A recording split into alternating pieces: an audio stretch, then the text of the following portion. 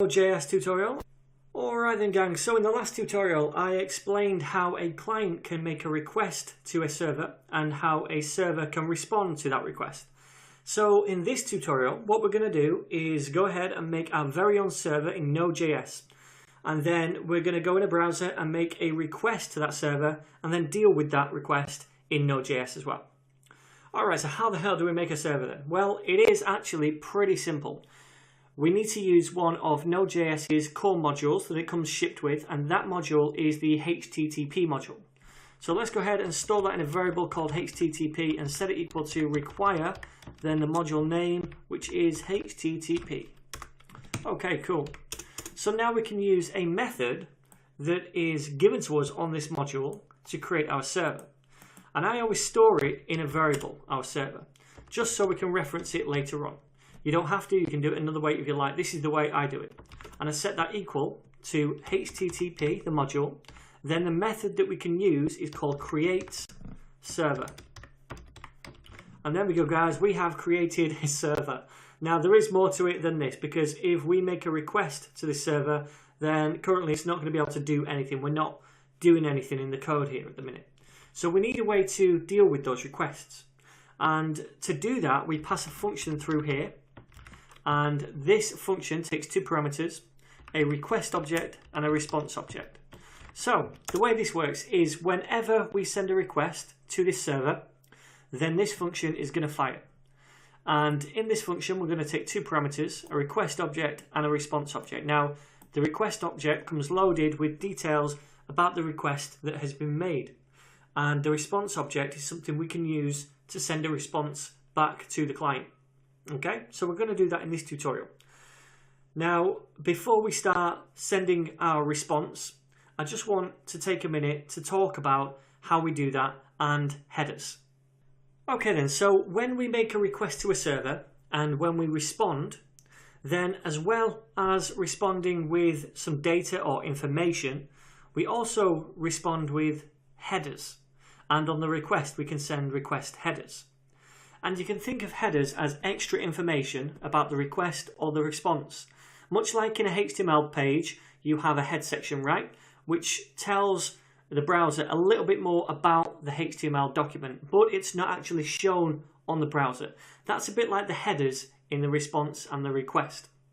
So the kind of things we can put in this header are the content type, so the browser knows what to expect, whether that's going to be plain text or HTML or JSON, because it's going to deal with each one in a different way. For example, it renders HTML on a page in a browser.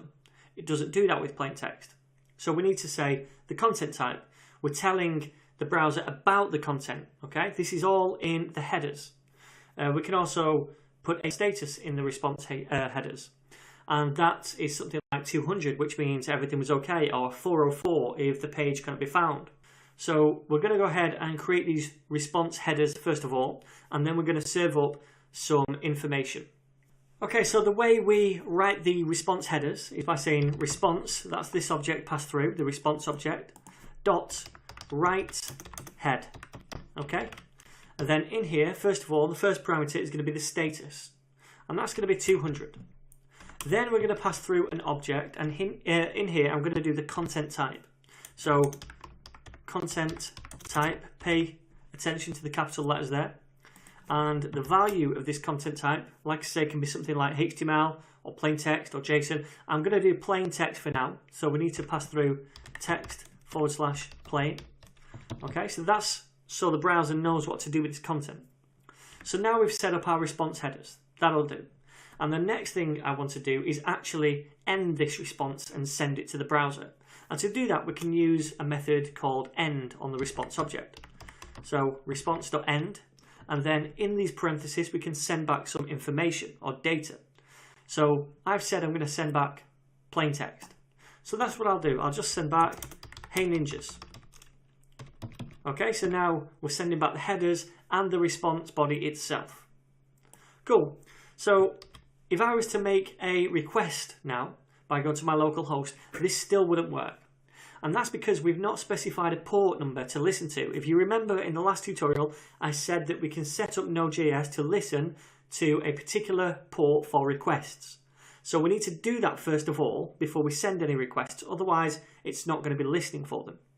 So let's come under here and say server, that's this variable we created up here, and then we can use a method called .listen, and in here first of all we're going to say the port number we want to listen to. I'm just going to use 3000, okay? And then we're also going to put in the IP address, which is 127.0.0.1. This is just the local host because this is going to be a local server. We're running everything locally here, okay? So now it's listening to that port on this IP address. So when we get a request to this port, then it's going to respond. It's going to fire this function, okay? Now it's always a good idea as well when we're listening to a port, just to log a little message down here so that we know we're listening to it. So I'm going to say console.log, and I'll say yo dogs, now listening to port 3000. Oops, yep, that's right, sorry. Cool. All right then, so that is all of the server set up. And if I now run this in Node by saying node app, then it's going to start, and you can see we say yo dogs, now listening to port 3000.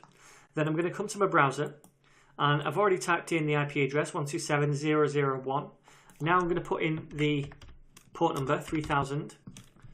Okay, and if we go there, we see this response, hey ninjas, the text. Okay, this might look really small, so let's zoom in a little bit. Now you can see it, hey ninjas. So that's this text that we sent right here. And if you open up the network tab, you can right click on the page, go to inspect, that's going to bring up the developer tools. Then go to the network tab, and if we go to refresh here, we can see the requests, and this one right here, if I click on it, there's the response, hey ninjas.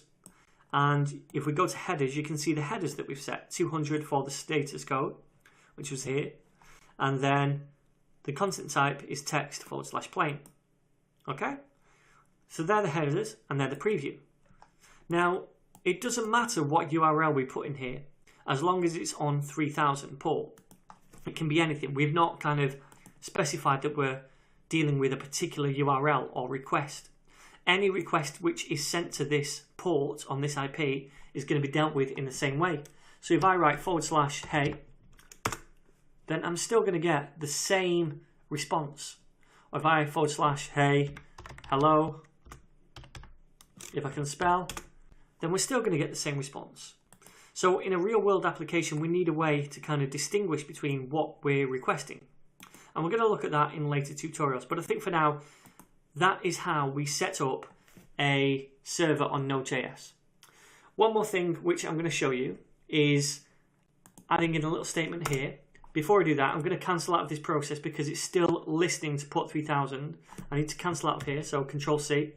Then up here, what I'm going to say is console.log, and then I'm going to log something about the request that was made. So I'll say request was made, and then I'm going to concatenate the request.url. So this is a property we can access on the request object, which says the URL of the request.